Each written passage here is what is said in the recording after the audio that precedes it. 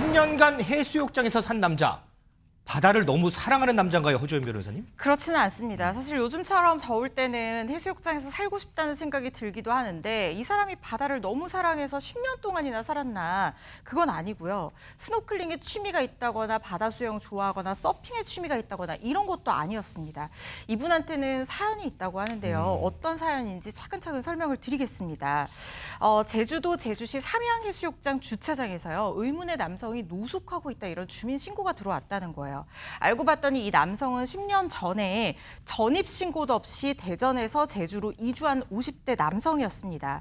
그런데 지난 2018년 삼양해수욕장 인근 주차장에요. 주차선 2개에 걸쳐서 차를 세워놓고 이 자동차 안에서 혼자 생활을 해왔다는 거예요.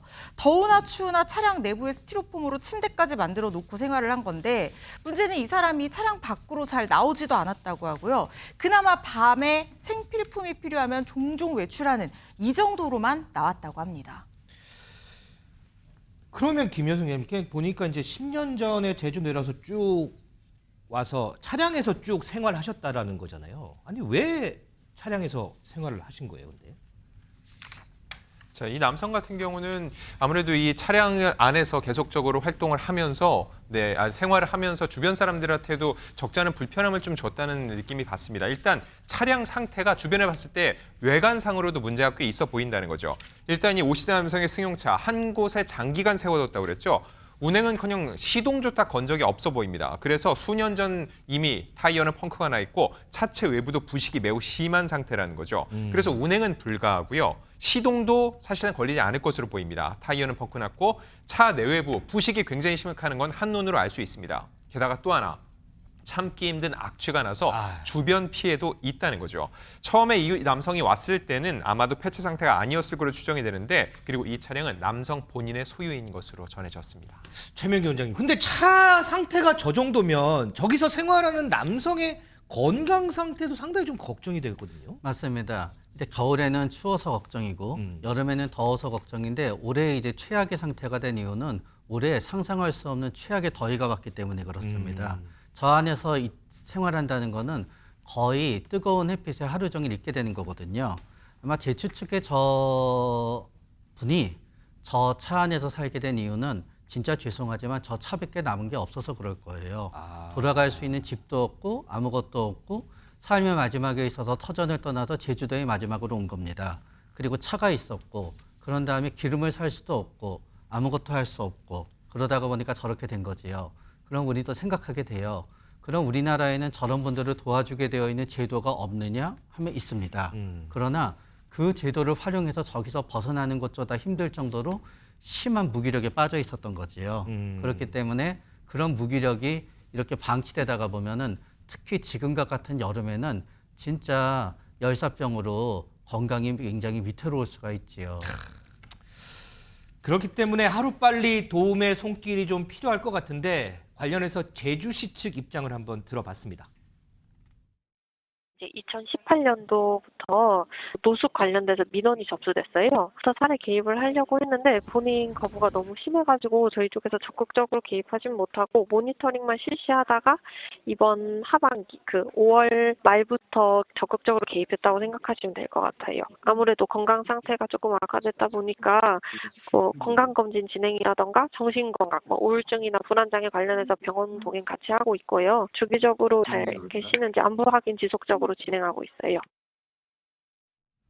김현주 평론가님, 그래서 이제 제주시 측에서 어떤 조치를 구체적으로 취한 거예요? 그러면? 그러니까 이 장시간 방치된 이 차량 안에서 생활하고 있는 50대 남성의 존재를 알게 된 게 제주시 측에서 지난 2018년이었다는 거잖아요. 네. 상당한 세월이 흘렀습니다. 제주시에서는 이 남성을 상당히 오랫동안 관찰을 하면서 또 나름대로의 도움도 줬던 것 같아요. 매달 4번씩 부식을 전달하면서 이 사람을 관찰을 했던 거죠. 별다른 일자리 같은 것도 없이 주변 지원으로만 겨우 이제 끼니를 해결하는 이제 그런 정도였고요.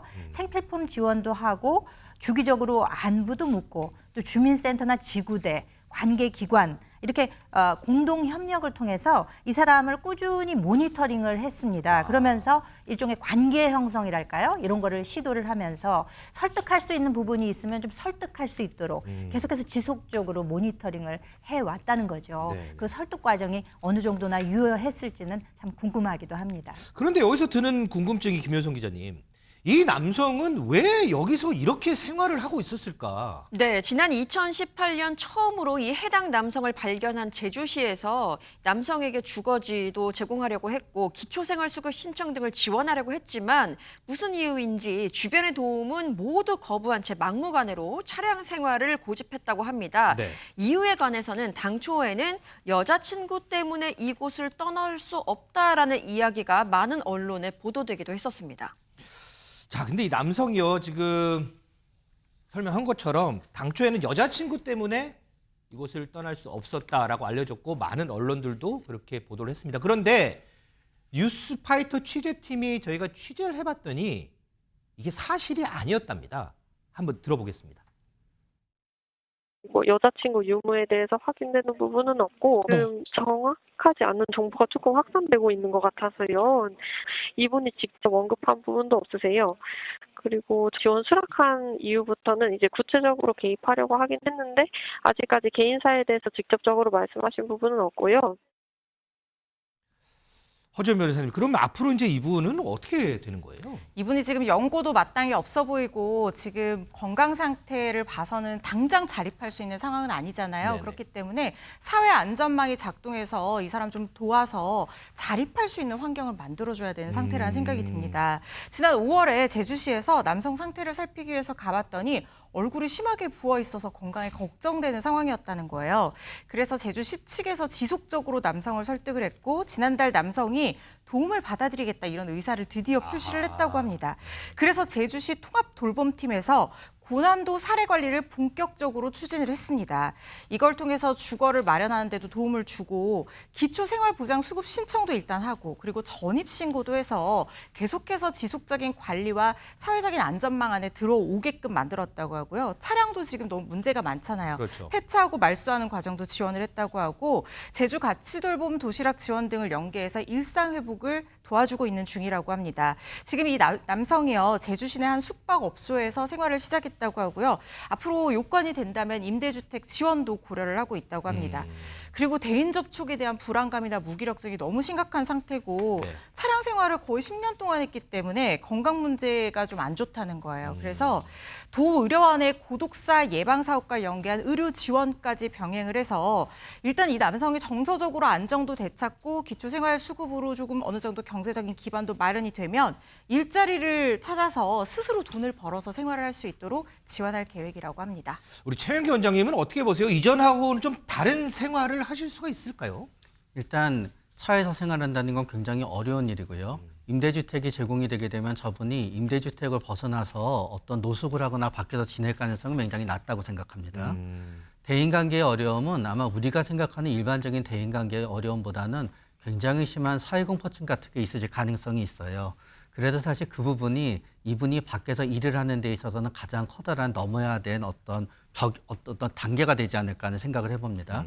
그러면서 마지막으로 걱정하게 되는 거는 심한 여름 무기력 혹은 어쩌면은 우울증은 4, 5년에 한 번 다시 돌아옵니다. 그래서 만약에 꾸준히 치료가 이루어지지 않으면 4, 5년 뒤에 이번에는 이렇게 차에서 노숙을 하시는 건 아니시지만 집이 굉장히 좀 살기 힘든 공간으로 변모하게 될 가능성도 배제할 수 없기 때문에 지속적으로 혹시 심한 무기력을 동반하는 우울증이 오지 않아 체크하고 약물 치료를 꾸준히 받게 해드려야 될 것 같습니다. 우리 최명기 원장님 말씀대로 앞으로도 지속적인 좀 관심이 필요할 것 같습니다. 여러 사람들의 관심 속에 몸도 마음도 계속해서 좀 건강하게 잘 지내시길 뉴스파이터가 응원하겠습니다.